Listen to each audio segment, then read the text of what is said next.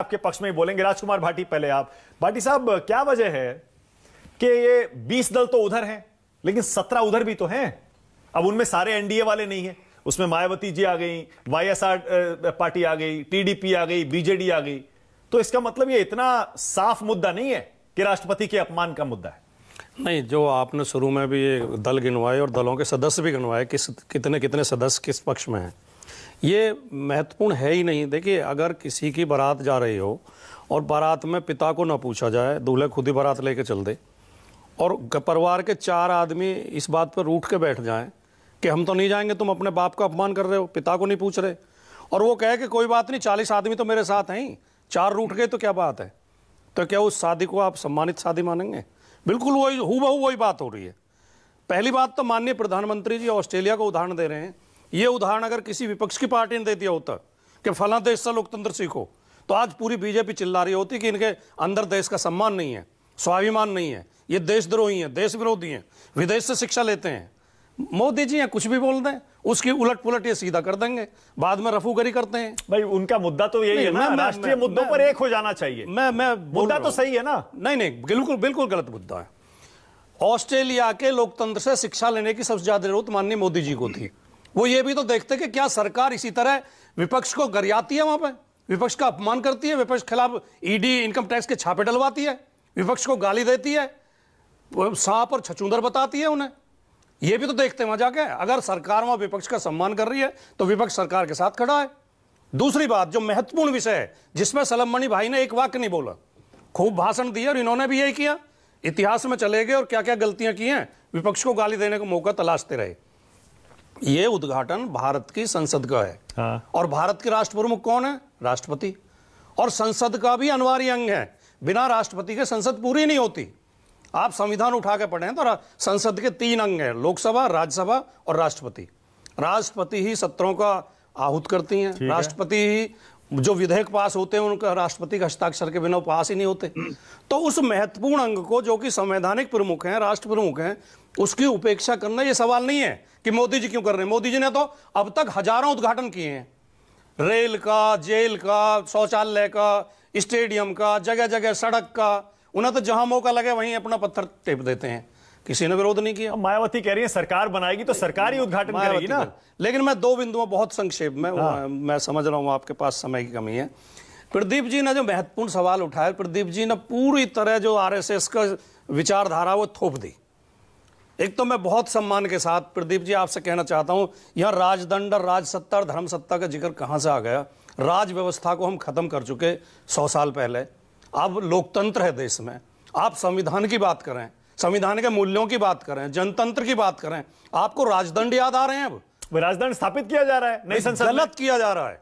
इसका मतलब ये फिर राज व्यवस्था को लौटाना चाहते हैं? नहीं, ये बिल्कुल एक म्यूजियम में रखा हुआ था, वहां से लाया गया है। दूसरा, उन्होंने सावरकर, ऐतिहासिक धरोहर है, सावरकर का जिक्र कर दिया। हाँ। सावरकर का तो किसी विपक्ष ने, विपक्ष की पार्टी ने जिक्र नहीं किया। हाँ। सावरकर को आप समझते क्या? आपके पूजनीय होंगे, आप मानते होंगे, लेकिन इस देश में और दुनिया में तो सावरकर की कोई हैसियत नहीं। प्रदीप जी को ऐसे मत बोलिए। अगर देश के 100 भाटी साहब, एक सेकंड, भाटी साहब पर्सनल मत करिए। नहीं, मैं पर्सनल नहीं कर रहा, नहीं, मैं तो बिंदु उठा रहा हूं।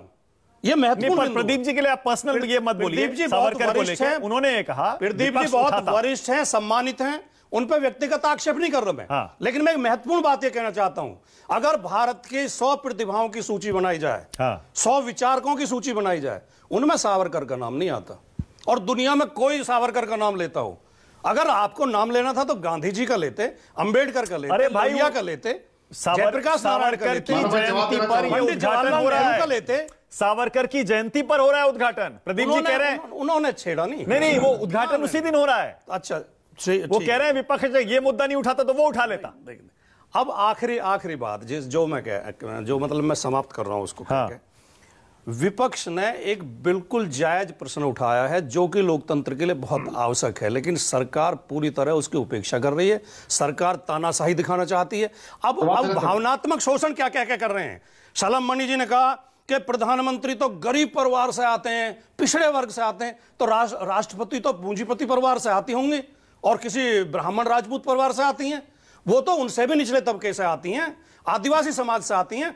आपके पास तो एक बहुत बड़ा मौका था, आप इतिहास में दर्ज करा सकते थे कि मोदी जी के प्रधानमंत्री काल में एक आदिवासी महिला से संसद का उद्घाटन कराया गया। पहले प्रदीप जी को मौका देना इतिहास में दर्ज होता। पहले प्रदीप जी बोलिए। देखिए मानक जी, ऐसा है कि राजकुमार भाटी जी ने व्यक्तिगत आक्षेप किया, मैं उसका कोई जवाब नहीं, क्योंकि मैं उसको जवाब देने लायक नहीं समझ उस बात का।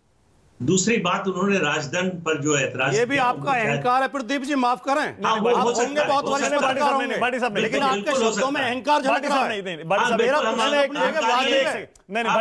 आपके पास क्योंकि जवाब नहीं है, इसलिए आप ये कह के बच गए। मैंने व्यक्तिगत आक्षेप नहीं किया, आपने जो वैचारिक बातें कही है मैंने उनका वैचारिक विरोध किया। व्यक्तिगत का मैं आपकी संपत्ति पर टिप्पणी कर रहा हूँ, गलत कह रहे हैं। इस तरह की उपेक्षापूर्ण भाषा नहीं बोलनी चाहिए। मैंने आपका सम्मान करते हुए, भाटी साहब सम्मान करते हुए आपने निजी आक्षेप किया, नहीं वो अहंकार झलक रहा है, उसका कैसा शब्दों में अहंकार झलक रहा है, और मैं उस अहंकार का विरोध करता हूं। भाटी साहब आप विरोध कर सकते हैं, बड़े पत्रकार आप विरोध कर सकते हैं, लेकिन मैं अपने पैनल में किसी को भी कोई निजी टिप्पणी करने की इजाजत नहीं देता, और मेरे दर्शकों को भी किसी पर, सुन लीजिए मेरी बात सुन लीजिए, मेरे दर्शकों को भी किसी के खिलाफ किसी की क्या राय है उसमें कोई दिलचस्पी नहीं है। आपने निजी आक्षेप किया, मानक जी माफी आपने किया, नहीं आपने किया, एक वाक्य सुन तो लीजिए। आक्षेप जब होता है जब मैं उनके चरित्र पर सवाल उठा रहा हूं। भाई आपने उन्होंने जो मुद्दे उठाए मैं उन मुद्दों का विरोध कर रहा हूं, उनकी विचारधारा, उनके मुद्दों का विरोध, उनके विश्लेषण पर आपने एक आक्षेप। हाँ तो विश्लेषण पे तो विरोध, वो उसका कैसा जवाब देना चाहे वो उनका हक है। ठीक है प्रदीप जी बोलिए। तो विश्लेषण पे देखिए मैं इनकी बात मान लेता हूं, मैं बहुत अहंकारी आदमी। विश्लेषण पर सवाल तो अहंकारी आदमी का एक बात सुन लीजिए। राजदंड पर इन्होंने बड़ा एतराज किया। ये राजदंड आया कहां से? ये राजदंड आया जब माउंटबेटन ने नेहरू जी से पूछा कि सत्ता हस्तांतरण का कोई सांस्कृतिक प्रतीक होगा क्या। नेहरू जी ने राजा जी से पूछा, राजा जी ने उसका जवाब दिया, और उसके बाद ये राजदंड बना और चेन्नई के 20 पुरोहित आए और बाकायदा हिंदू रीति रिवाज से वो सौंपा गया नेहरू जी को। तो राजदंड कोई मोदी लेकर, कोई प्रदीप सिंह लेकर या कोई और लेकर नहीं आया, ये नेहरू जी को प्रस्तुत किया माउंटबेटन ने, जिसको लेकर आए थे तमिलनाडु के पुरोहित, और उसको प्रयागराज के म्यूजियम में रखा गया क्या कह के, नेहरू जी की सोने की छड़ी।